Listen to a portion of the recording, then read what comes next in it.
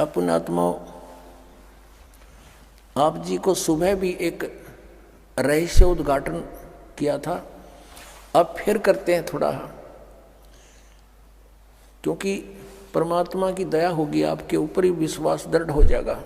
मथुरा के अंदर एक जय गुरुदेव पंथ है और उनके वर्तमान में जो उसके प्रवर्तक भी माने जाते हैं वो श्री तुलसीदास साहिब जी, जो वर्तमान में उसके गद्दी पर बैठे हैं, प्रधान हैं।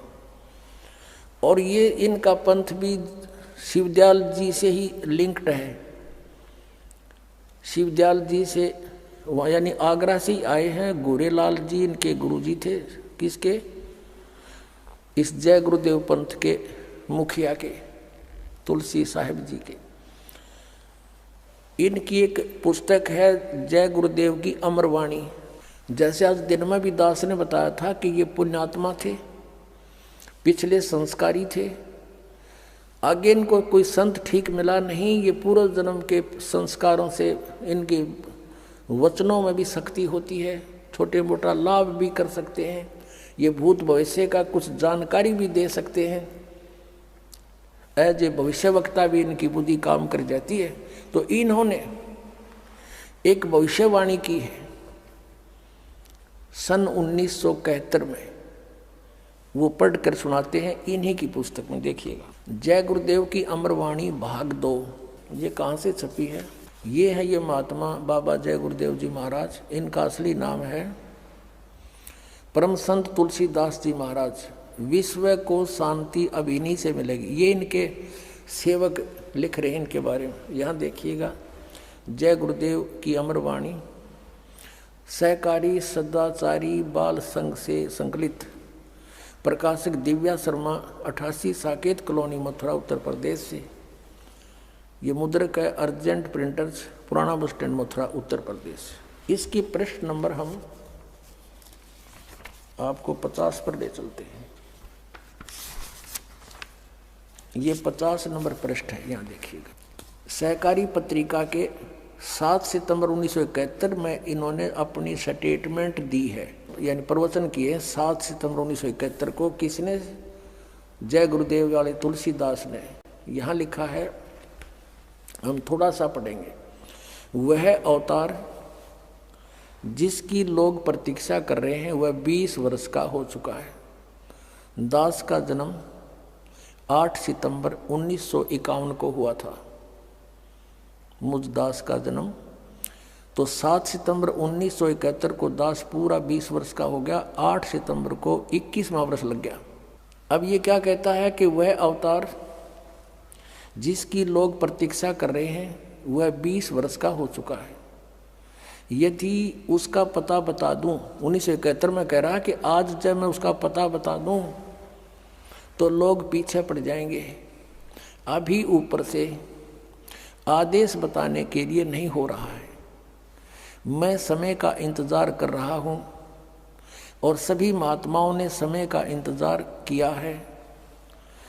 समय आते ही सबको सब कुछ मालूम हो जाएगा। 7 सितंबर 1971 को ये स्टेटमेंट है। अब इसी के 59 पृष्ठ पर चलते हैं। 59 पृष्ठ पर ये 28 अगस्त 1971 की स्टेटमेंट है सहकारी पत्रिका में।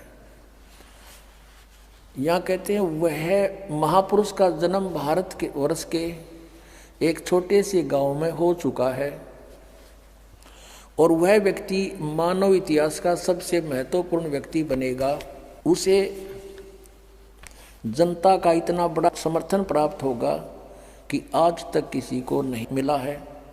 वह महापुरुष नए सिरे से विधान बनाएगा और वह विश्व के संपूर्ण देशों पर लागू होगा। उसका एक झंडा होगा, उसकी एक भाषा होगी। अपनात्माओं, इस दास के अतिरिक्त यदि ये भविष्यवाणी किसी और पर फिट हो जाए तो दास ने बता दियो, मैं भी थारे साथ वहीं चल पड़ूंगा और तुम भी सारे वहीं ले चलूंगा। भाई ठीक है, हमने कल्याण करवाना है, कितने हो जाओ हमारा। ये ज्ञान और ये समाधान इस 21 ब्रह्मांड में अपने मिल जा और ये सारे भविष्य वक्ताओं की वाणी फिट हो जा तो दास भी उसके समर्पित हो जाएगा। दास की प्रार्थना है कि समय खोण का नहीं है। इतने प्रमाण दे रखे परमात्मा ने, और फिर भी इनकी आंख नहीं खुलती। तो भाई घनी बांग पी रखी है काल के कुएं की। अपने आत्माओं, यदि इस तुलसी साहेब जी, तुलसीदास जी जो जय गुरुदेव के पंथ के मुखिया हैं, इनकी उस समय 1971 में दिव्यदृष्टि काम कराई थी, इनकी बैटरी चार्ज थी, और अब ये फ्यूज होगी क्योंकि इनकी कमाई खत्म होगी। किसी आशीर्वाद देकर इतने जीवों को बांट दिया, अपनी जितना चौनी ले रहे थे वह खत्म करी।